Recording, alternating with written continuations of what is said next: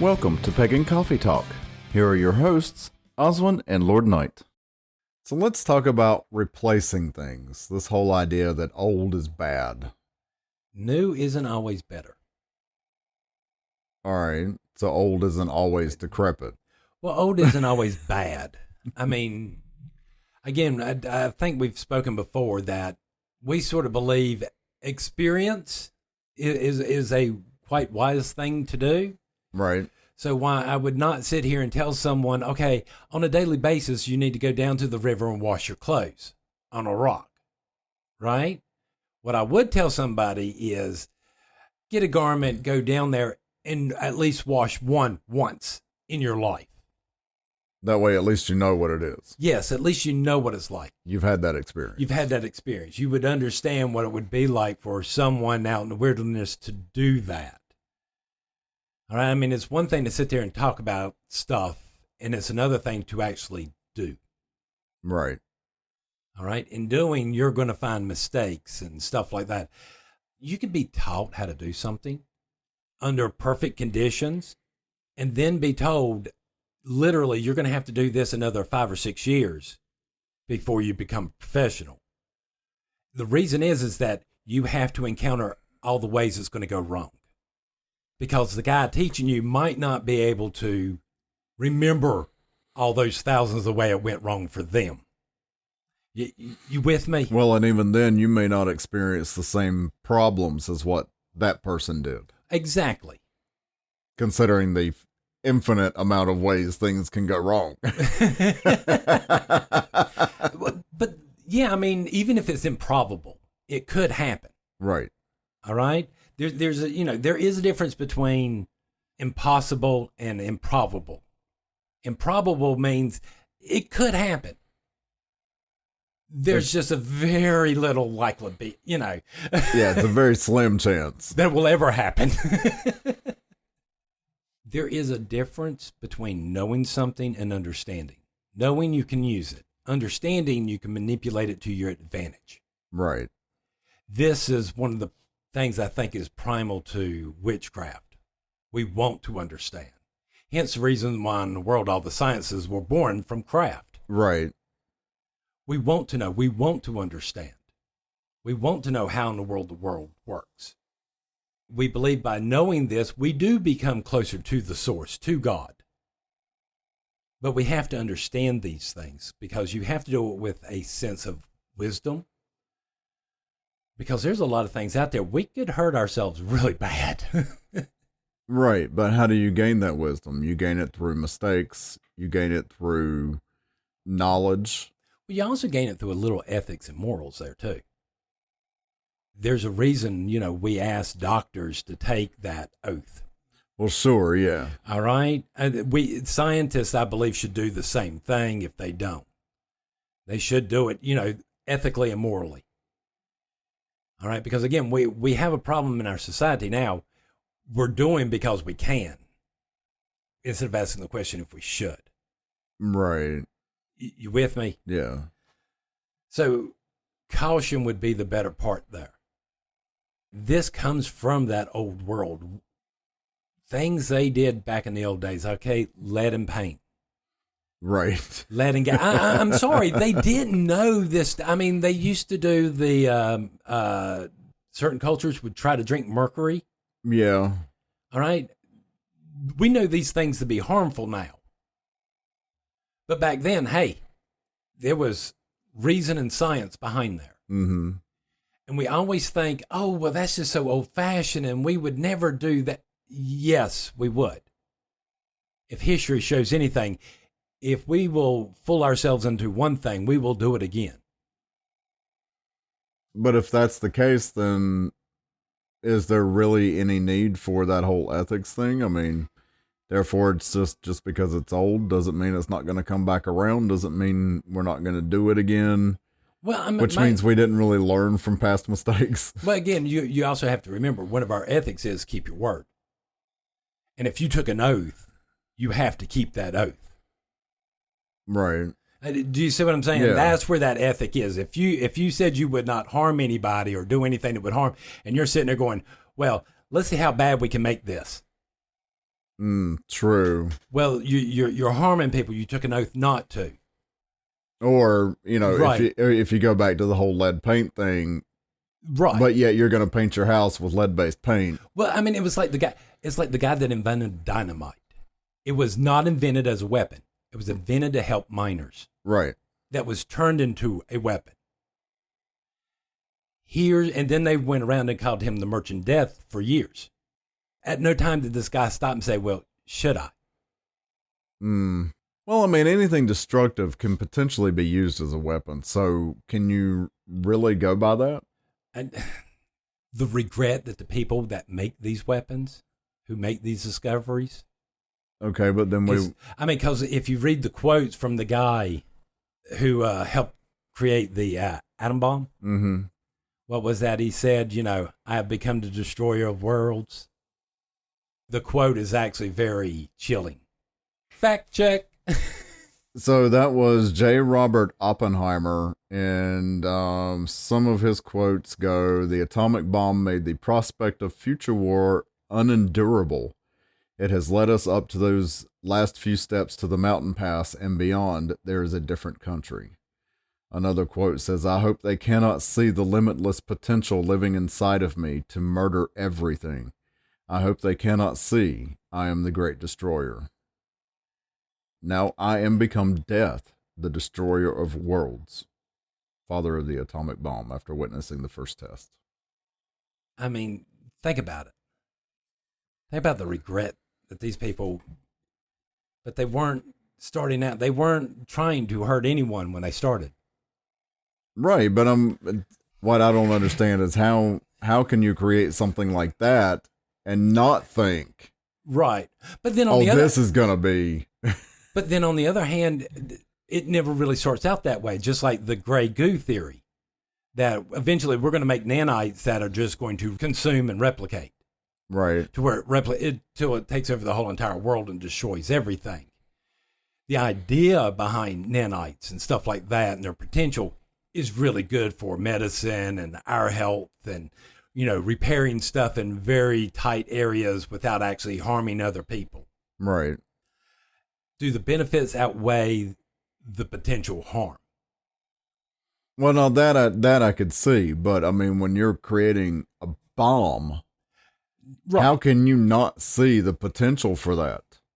And how could you not just stop and say, okay, no, I can't do this because of the destructive potential?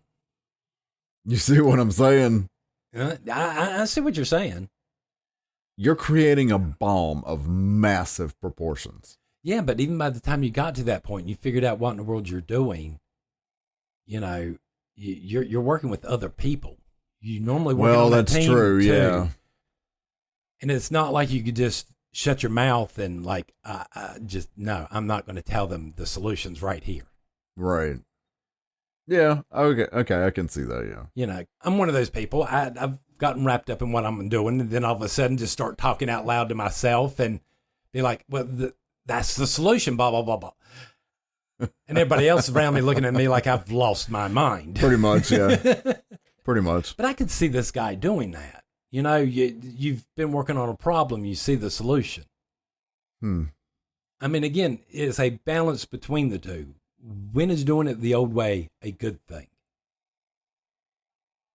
So what is the solution here? How do we determine if it's old, it's bad, or if it's old, it's still good?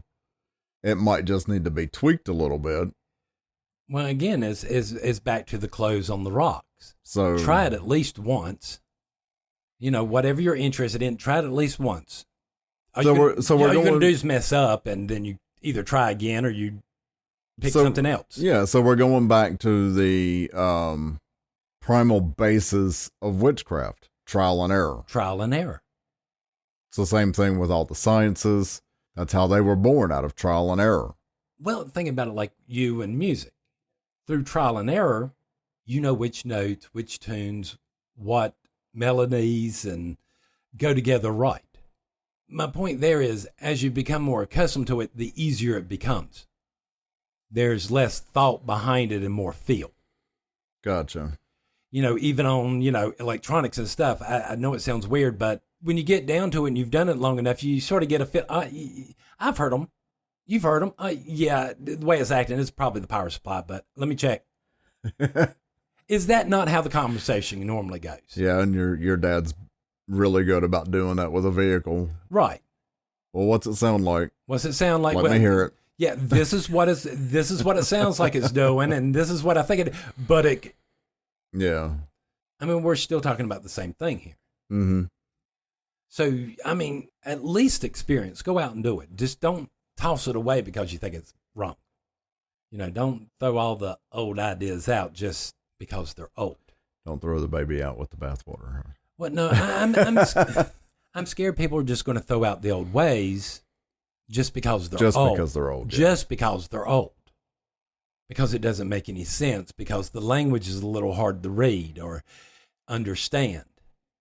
Well, yeah. I mean, I was recently looking up some stuff for runes, the Elder Futhark runes, and which I am not Norse by no means, no stretch of the imagination. And, there was a guy on Discord that I talked to periodically, and I know he's part of the Norse path. And so I consulted him. He suggested that I check out the rune poems. And I'm like, okay. So now I'm wondering where to find these. So I do some research and I find the rune poems, and they're like written in this odd language, even translated into English. It just doesn't read. And I'm like, oh, okay, this is going to take a little bit to. Well, I mean, think about how hard it is just for us to read stuff from the Civil War. Right.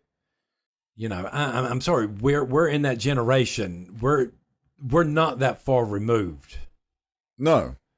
And we have trouble reading this. This is like trying to read. Some of this stuff can come out to trying to read Shakespeare. Yeah. The old English. I mean, trying to read old English is right. Sometimes. It's like reading the King James Bible. Let's see one more. Thee, thou, dust, and no, and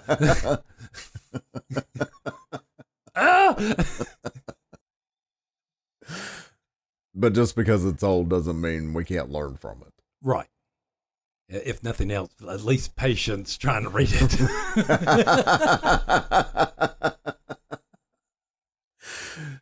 If you don't throw it across the room first. Bless my heart. Wicca as a cult. Yes. Okay. Can we sort of, we all know what Wicca is and our view on that. Okay? Right. What's the definition of cult? A religion regarded as unorthodox or spurious. A great devotion to a person, idea, object, movement, or work, such as a film or book. The object of such devotion. A small group of people characterized by devotion. A system of religious beliefs and ritual. A formal religious veneration. Not exactly what you thought it was. No. Funny how that is. But when we think of cults, what do we think of? Jonestown? Yeah. Heaven's Gate? Yeah. God, I'm trying to think of the other one. The Manson family? Yeah, the Manson family. Right. I'm never really sure about the Waco, if they were a cult or just. I'm pretty sure they were a cult. I just don't think they had a name. Yeah. So I'm not sure but I know there's some funky stuff and law and blah, blah, blah. Not going to get into that. Right. Anyway. I could see we're in a world, a witch, a trained witch, and I'll even go as far, even a trained first degree could easily start a cult. How so? Because one of the things that we teach is human behavior. We teach people how to perceive it through our meditations, through that. It's been argued by Lord Men and myself, all right, that sixth sense that we talk about, that extra special sense, is not an actual sense in the way we think about it, but it's all the other senses hyped up. Okay. Where you're slightly hearing a phone ring a millisecond before everybody else. That's why in the world you can reach for the phone. Because you can already hear the ringing of the phone before anybody else. All right. Because your senses are turned up slightly higher. I don't know if it's true or not, but it does make sense to me. Because I remember after my initiation going around and being able to feel things that I couldn't feel before, dust, and it's wonderful when you're a housekeeper. It's easy for us to manipulate people. There's the problem. Because you know how. We know psychological things. Craft is about psychologically manipulating ourselves. And once you learn that, manipulating others become even easier. Well, does that make sense? Because you learn how to manipulate yourselves, your own emotions and stuff like that to get what in the world you need. It becomes a whole lot easier to manipulate other people's. So you think that's the difference between, say, like a solitaire starting a cult, right, and an initiate starting a cult is the fact that the initiate knows better. Not that the solitaire doesn't know how, but that the initiate knows better how to manipulate themselves, therefore being able to better manipulate other people. Well, see, and we've talked about this before, even me, myself, at work. I have sat there and convinced people that an idea I had was theirs. Oh, yeah. And then they walk straight to the boss's office, run their mouth the whole entire time while my boss on the other end knows exactly where in the world that came from. Right. And I got another person in my back pocket to get what I want. Right. I've heard you do that many times. All right. So if I can do that there, what can I do for a large group of people? Could it be possible to mesmerize and glamour hundreds and thousands of people all at one time? I suppose it could. I will give you. Actually, I know it can. I know it can, and I can prove it. All right. You ready for my proof? Yeah. Hitler. Yeah. At the Nuremberg trials, after it was all over with, more and more of his people kept on coming out going, I don't know why I did it. He said to do it, so I did it. Right. And I'm sorry, the connection between the occult and Hitler is strong. We do not deny this. This is how dangerous craft can actually be. Right. When placed by little egomaniacs who don't know better because somebody wanted to one-up something. True. If a guy can do this to a whole entire country, because, again, you got to remember, Hitler went to jail and then suddenly comes back and he's suddenly this prolific talker out of nowhere. Right. That does not happen. The only way that happens is if somebody was initiated, somebody was given power to do this. Because, see, I was thinking more along the lines of, and I don't know if he's still around, but there was a TV evangelist in the Christian religion by the name of Benny Hinn. That Indian guy? Yes. Yeah. Hair looked like a platform coming off his head. Yeah, I used to love watching him. Yeah, I used to pick on him all the time. But yeah, no, I actually went to go see him in person. And this was really interesting because, I mean, in a stadium, it was it was more like an arena because it was indoors. But this arena holds thousands of people, right? For sporting events, concerts, you name it. Right? This place was full. There were people outside watching on TV monitors. I watched this man get people into a state of mind where he could just fling his jacket in any direction and people would fall backwards. Yeah. So yes, it is possible to mesmerize thousands of people at one time. And we do not deny our history of what in the world what in the world our religion has done. Right. But I like that. I like the example of Hitler better because that's truly on a larger scale. And like you said, people coming out of the trials being like, I don't know why I did it. I just did. You know, they claimed, a lot of them claimed to be like they just woke up, like they've been in a daze the whole entire time. Right. Now, don't get me wrong. Do I believe all of them? No. So, again, this is the danger that we have in our religion. And then people want to sit there and go, but you're gatekeeping. Well, yeah. When I'm looking at stuff like this, when I'm looking at Heaven Gates, when I'm looking at these cults that have destroyed lives and stuff like that, hell yeah, I'm gatekeeping. Why in the world would I let somebody who would do shit like this out with weaponry? Hell no. You know, when you show me you can handle it and maturely and all this other stuff, yeah, you're told. I'm sorry. I've taught people. I've seen people sit there and start to misabuse the stuff that they're taught. And yeah, them having to get a freaking lecture. No, you don't do that shit because you're bored. Right. There are certain aspects of my religion that I believe should be held with respect. And are you with me on that? Respect and caution. And caution. Absolutely, yes. All right.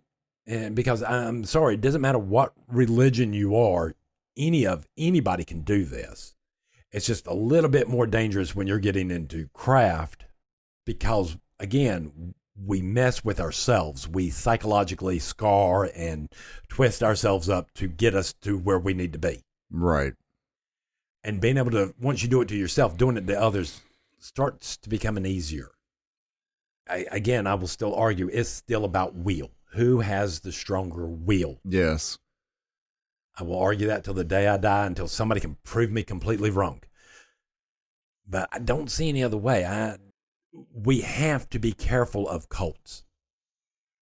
And I'm sorry, the more you go into the spiritual nature of our religion, the easier it becomes.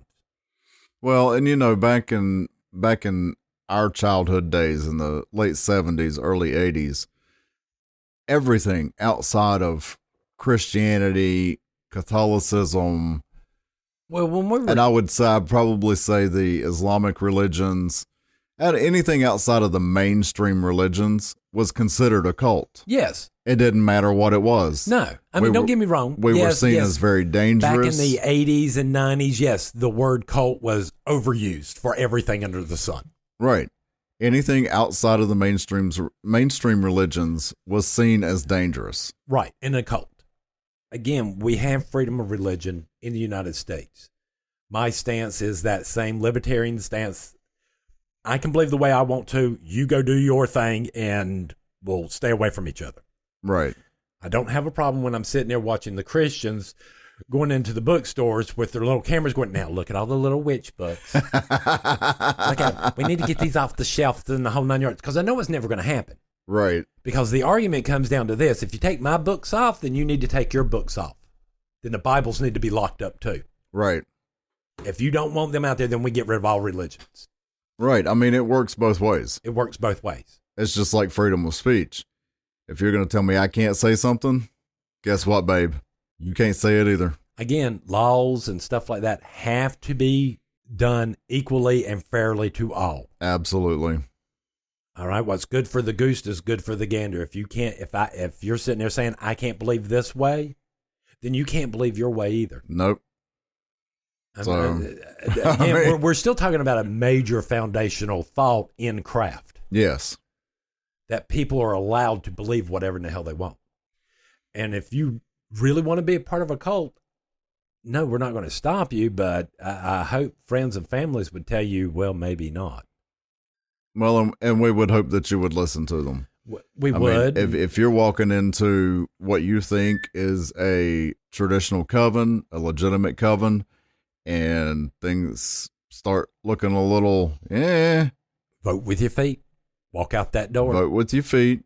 If it's something you want to get into, hey, go right ahead. Just be careful. Be careful. I mean, and again, you have to be careful with witches doing cults and stuff like that. Their ability to manipulate you is higher and easier. It's easy to sit there and put out a lot of woo-woo. Yeah. You know what I'm saying? That you know, it sounds good when you're sitting there listening to your yoga and the whole 9 yards and all that. But when you start to really think about what in the world they're saying, the subjects seem to start falling apart. Right. I've seen it more than once. Well, and honestly, and especially if you start to dig deep down in there and start questioning them. Well, and again, I've said it before. I'll say it again. You're going to have to do a lot of digging sometimes. A lot of soul searching. And, you know, sometimes you have to. I mean, again, the whole doing everything with a pinch of salt. No, do it with a truckload. Right? Forget that pinch. Forget that grain. That grain of salt ain't going to get you nowhere. No, use a truck. Use a damn Take truck. everything with salt. Yes. Everything you read, every politician, everybody. You got to sort of look at them. And I'm not going to sit here and deny that individuals do not have their own... Their own beliefs, their own way of thinking. No, what I was thinking, their own plot to get something done. Oh, okay, yeah. But it's what they want. Not necessarily an evil plot. Yeah, right. Everybody has their own goals and stuff. Ulterior motives. Yes, everybody has their ulterior motives. Even I have my ulterior motives about what I want to do. Right. I'm not lying about that. I mean, I try my best to be upfront and honest with everybody about them. Hey, these are my motivations. This is what I'm trying to do. Yeah, and that's one thing. It doesn't matter who walks through our doors. We've always been upfront and honest with them, and we tell them to question everything. Everything. Everything. And everyone. Speak ye little, listen much. Right. This is what we're talking about. You listen to what people are actually saying. Think about it like this. All right. We've sort of talked about this. This might wind up, you might stop me on this one. The whole true and false on the fact checking. Mm-hmm. And they'll do that mostly true or mostly false. Yeah. Okay. Again, because that in this circumstances is sort of a halfway point. And it really depends on how you want people to perceive the information that follows, if you're going to call it partially true or partially false. If I want people to see it in a negative light, I'm going to say it's partially false, which already sets up the expectations that everything that follows after it is going to show everything in a bad light. So I'm only going to read the title. So that makes better sense. Partially false is mostly true, and vice versa. Literally, they're the same exact thing. Yeah. All right, but this is where in the world these cult leaders use this stuff to flim-flam you to get a certain viewpoint. Sure, yeah. All right? I mean, it's like a TV show. Well, it's mostly false that this TV show's bad. Mostly peaceful protests. Oh, oops. But again, it's the same thing. Right, yeah. There is no mostly peaceful. Right. Either it's peaceful or it's not. Right. This mostly, it's a con, it's a trick. It is a form. This is how people start cults. This is the logic that they use to confuse you, to get you to believe, or to stir up emotions in you, so you'll follow the emotion instead of the logic. Yes. All right? Because that's where they get you, especially in the cult mentality. Right. If they can stir up the emotion and get you to follow your emotions. And it's with slight tricks of wording. Yes. To where in the world, and again, because again, I've seen people get caught on this and somebody called them out, and suddenly you keep on, well, that's why I said it this way, because this actually, right. In which they're then sitting there admitting, okay, yeah, technically it's depending on how in the world you want to look at it, it could be good or bad. It really doesn't matter. It's just like a sleight of hand with words. Right. It's all it is. I mean, again, it's the argument over electricity. Is electricity good or bad? Right. Well, it's a good thing if you're using it as a defibrillator to save somebody's life. It's a bad thing if you're in an electric chair. Right. It still does not change the nature of electricity. No. No, it doesn't. All right. But I can make you think electricity is bad because look what it's doing. Edison did the same thing in the current wars. Yes. He was trying to show the negative aspects. And I'm sorry, this is what cult leaders do.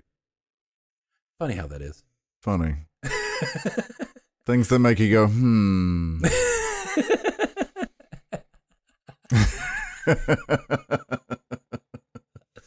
Anything we didn't cover on this? I don't think so. All right. I mean, I hope we covered it all because I hope, because again, I'm hoping we're showing enough here about the sleight of hand right that's going on here to invoke emotions over Because again, if I can invoke emotion in you before your logic kicks in, you're going to be on my side. This is, again, the mob mentality. Or you're going to be against me depending on what I want you to do. Right. I mean, So, again, but yeah. Again, it's that same logic of the whole, our basic instincts to be followers, doing the herd thing. Right. You're standing in a line or you're in a group of people, one person moves forward, everybody moves forward. Mm-hmm. You know, you see these parades and stuff, and I've heard of people sitting there getting in front of these marches and stuff and start taking people down different lanes because they're following the leader. Right. Unfortunately, that's not the leader. This is how this stuff works. You know, that's like the biggest joke about if you're trying to do something wrong at work, act like you're supposed to be doing it and nobody will stop you. I have heard that more. If you act like this is what this is normal, this is what, I don't know what in the world you're talking about. Mm-hmm. The majority of people just walk right by you. Majority, yeah. There's always going to be a few that's going to question you.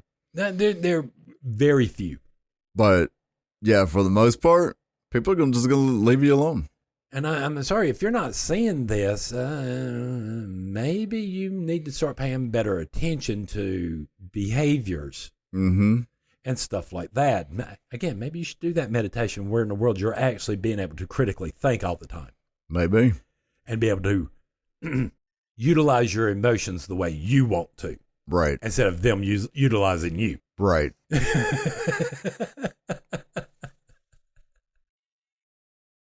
Thanks for listening. Join us next week for another episode. Pagan Coffee Talk is brought to you by Life Temple and Seminary. Please visit us at lifetempleseminary.org for more information, as well as links to our social media: Facebook, Discord, Twitter, YouTube, and Reddit. We travel down this trodden path, a maze of stone and mire. Just hold my hand as we pass by a sea of blazing pyres. And so it is the end of our days, so walk with me till morning breaks. And so it is the end of our days, so walk with me till morning